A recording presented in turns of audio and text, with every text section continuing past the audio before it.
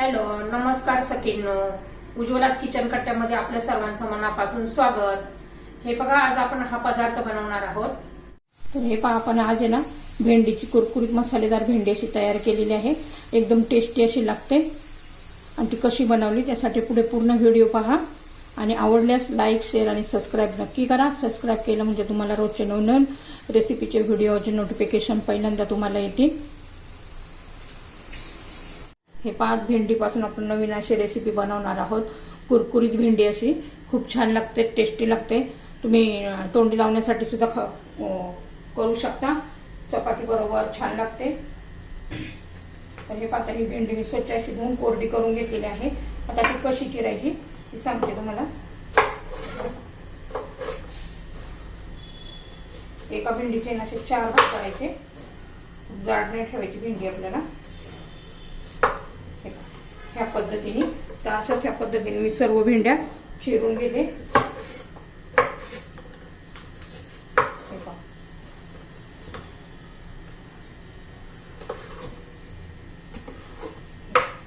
छान अशी आपली भेंडी चिरून घेते आता मी सर्व. तर हे 5 सर्व भेंडी आपली अशी मस्त चिरून झाली आहे. पातळ पातळ कापून घेतलेली आहे आपण. आता ती एका भांड्यामध्ये घ्यायची मोठ्या. त्याच्यात जर जास्त बिया असेल मोठ्या मोठ्या तर त्या काढून टाकायच्या. चिरतानाच निघतात हे पण. आता हे काढून घेऊया आपण. बाउलमध्ये मी भेंडी घेतलेली आहे मोठ्या. आता त्याच्यामध्ये आपले बाकीचे मसाले घालून घेऊया. हे बघा, मी चवीनुसार लाल तिखट घालते. थोडीशी हळद, लाल तिखट, जिरं, धना पावडर, चवीनुसार मीठ घालायचे.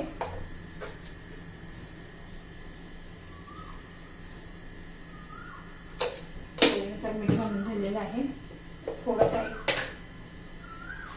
ओवा घालायचा, 1 पाव चमचा असा क्रश करून, म्हणजे छान त्याची चव लागते अशा पद्धतीने केल्यावर.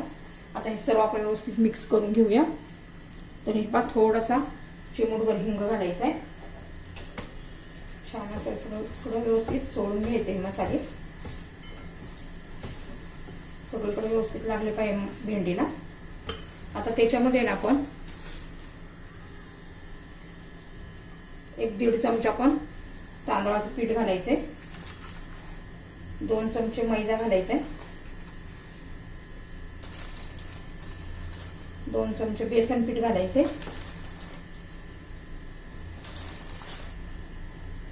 सगळं असं व्यवस्थित लावून घ्यायचे भेंडीला, चोळून घ्यायचे.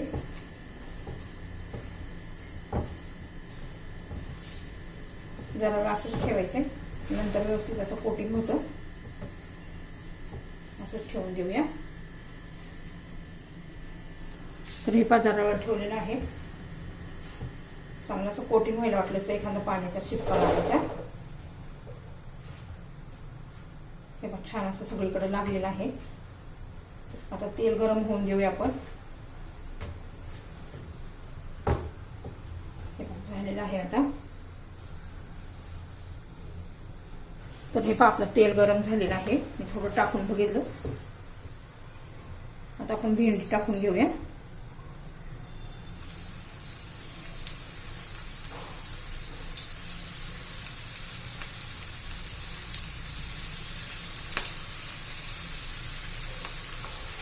छान असं मध्यम गॅसवर आपण तळून घेणार आहोत.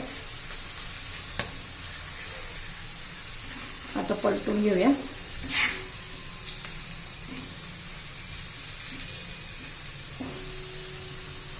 हे पद्धतीने केलं ना एकदम टेस्टी अशी आपली ही भेंडी तयार होते.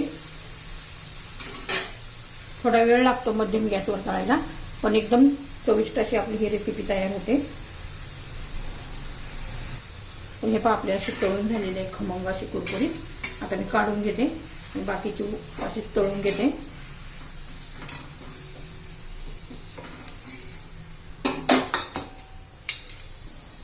तर हे पहा, आपली भेंडी अशी छान कुरकुरीत झालेली आहे. आपली ही भेंडीची कुरकुरीत रेसिपी तयार.